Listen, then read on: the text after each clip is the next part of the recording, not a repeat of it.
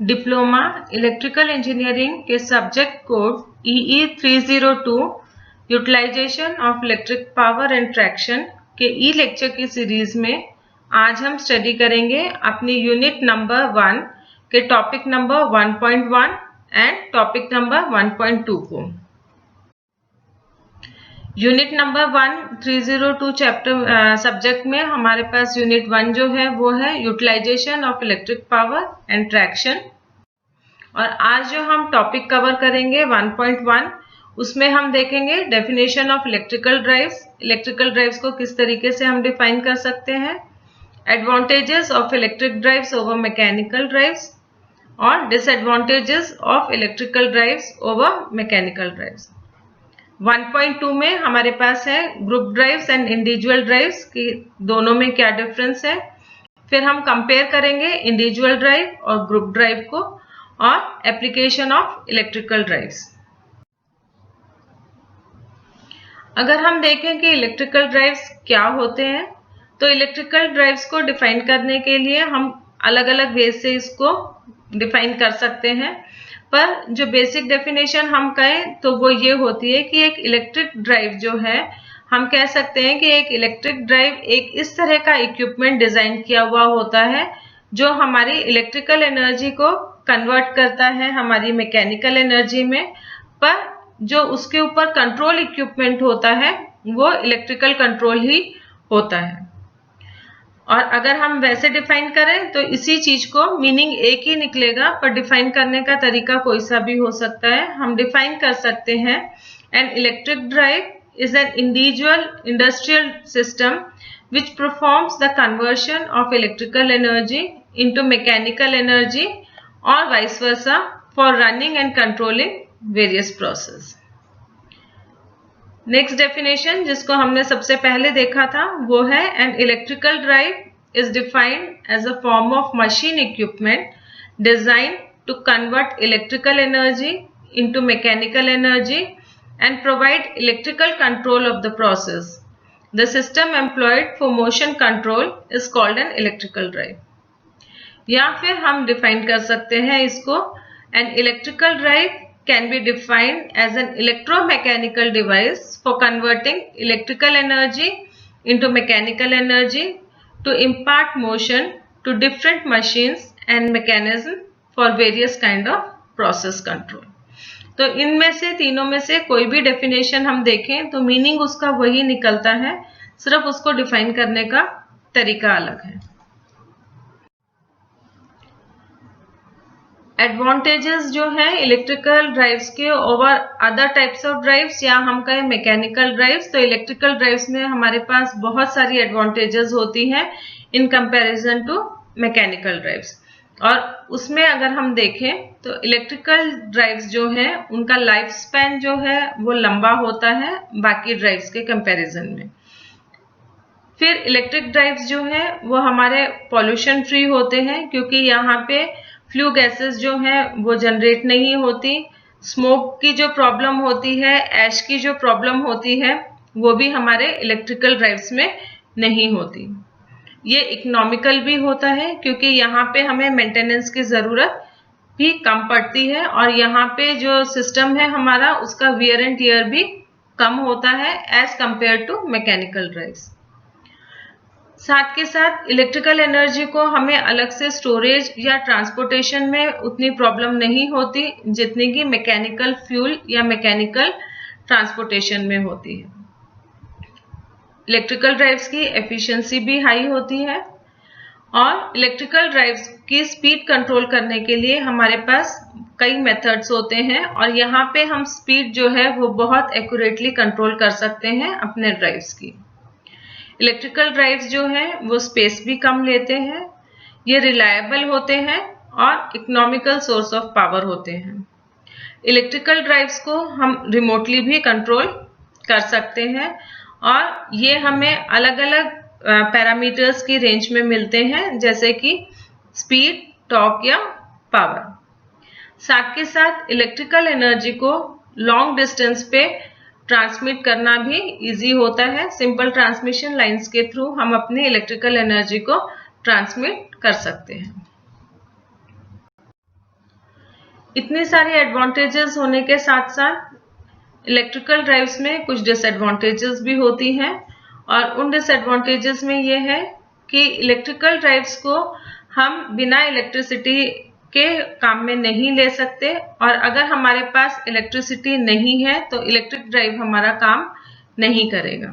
Electric supply नहीं है means electrical drive system जो है वो हमारा वर्क नहीं करेगा। तो मेन रिक्वायरमेंट जो है वो हमारी इलेक्ट्रिकल एनर्जी की है, इसलिए वो वहीं इंस्टॉल किए जा सकते हैं जहां पे हमें इलेक्ट्रिकल एनर्जी इजीली अवेलेबल है। फिर इसमें नॉइज पोल्यूशन भी होता है, उतना नहीं होता जितना कि हमारे मैकेनिकल ड्राइव्स में होता है, पर फिर भी इलेक्ट्रिकल ड्राइव्स में भी नॉइज पोल्यूशन होता है।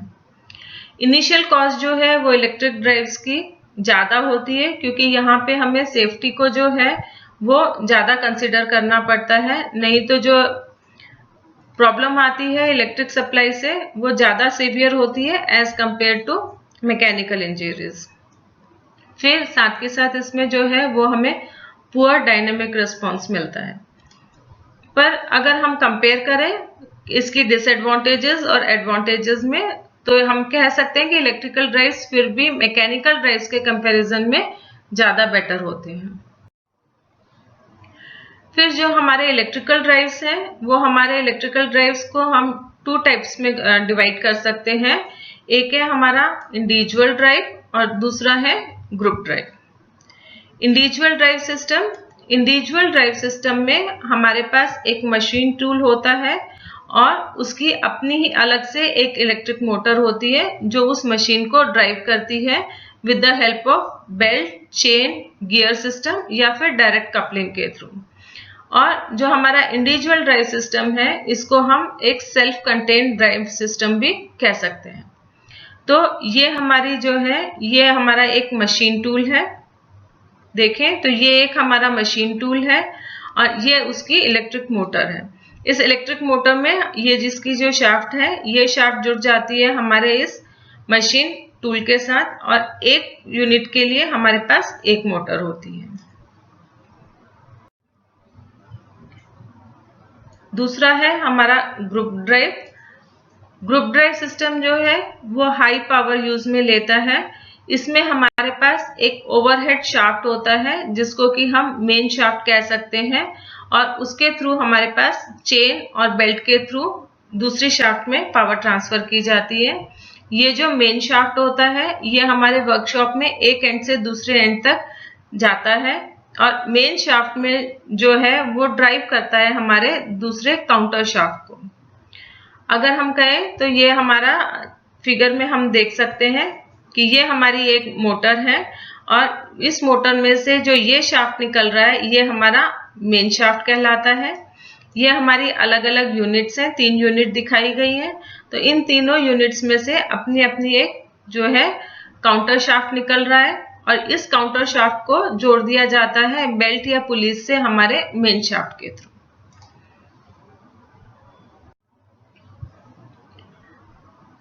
अब हम देखते हैं, कंपेयर करते हैं कि एक इंडिविजुअल ड्राइव और एक ग्रुप ड्राइव में क्या क्या डिफरेंसेस हैं। इंडिविजुअल ड्राइव जो है वो हमारे स्मॉल साइज की वर्कशॉप में काम में लिया जाता है, जहां पे हमें मशीन्स को बहुत ज्यादा फ्रीक्वेंटली मूवमेंट नहीं करना पड़ता, मतलब मूवमेंट करते हैं। इंडिविजुअल ड्राइव में मशीन्स का मूवमेंट फ्रीक्वेंटली हो सकता है और ये वर्कशॉप में लार्ज एरिया पे स्कैटर की हुई होती है, इधर उधर कहीं भी हम इसको प्लेस कर सकते हैं। दूसरी तरफ ग्रुप ड्राइव्स जो है वो हमारे मीडियम और स्मॉल साइज की वर्कशॉप में काम में लिए जाते हैं, जहां पे कि मोटर्स जो है वो ज्यादा स्कैटर्ड नहीं होती एरिया, पूरे एरिया में मोटर्स जो है वो पास पास होती है, क्योंकि इसमें हमारे पास एक मेन शाफ्ट होता है और वही मेन शाफ्ट हमारे काउंटर शाफ्ट को बेल्ट और पुलिस के थ्रू कनेक्ट करता है। स्पीड जो है इंडिविजुअल ड्राइव में speed of the machine can be controlled separately, क्योंकि एक मशीन के लिए हमारे पास एक मोटर होती है, जबकि ग्रुप ड्राइव में अलग अलग स्पीड हमारे अलग अलग यूनिट्स पे नहीं दी जाती, क्योंकि वो एक मेन शाफ्ट से कनेक्टेड है पुलिस के थ्रू, तो सबकी स्पीड रेंज जो है वो सेम रहती है। इंडिविजुअल ड्राइव में मेन शाफ्ट की डायरेक्शन को हम कैसे भी रोटेट कर सकते हैं, जबकि ग्रुप ड्राइव में डायरेक्शन की जो शाफ्ट की जो डायरेक्शन है रोटेशन उसको हम चेंज नहीं कर सकते, क्योंकि उसके साथ हमारी बाकी और यूनिट्स भी कनेक्टेड होती हैं।